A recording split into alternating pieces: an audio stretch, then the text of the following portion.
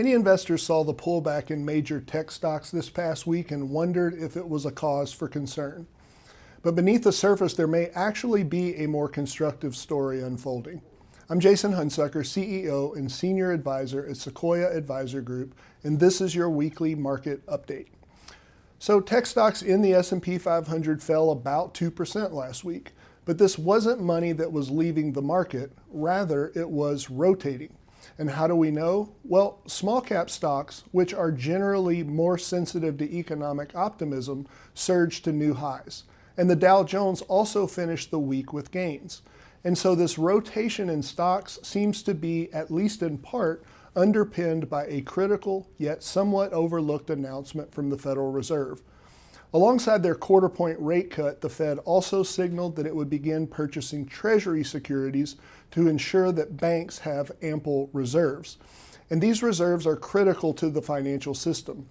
You see, bank reserves are like the oil that keeps the economic engine running smoothly. And for the past few years, the Fed has been draining that oil. But with this recent announcement, they're giving assurances that they'll keep those levels topped up. And all of this is designed to provide stability and to keep the market running smoothly. Whether it will be successful, well, that's another story.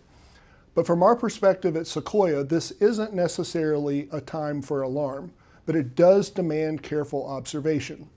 And so we're closely watching the sectors that'll benefit from this renewed liquidity and the broadening economic confidence that may follow. This dynamic, where stock leadership expands beyond just a small group of popular stocks, could be a sign of a healthier, more resilient market. And as a result, we see wisdom in gradually easing toward companies that benefit from these movements, like select cyclicals and financials. But the key takeaway is this: market rotation isn't necessarily a retreat. In fact, it could be an evolution. When you see capital moving, it's important to not just track where it's leaving, but where it's going.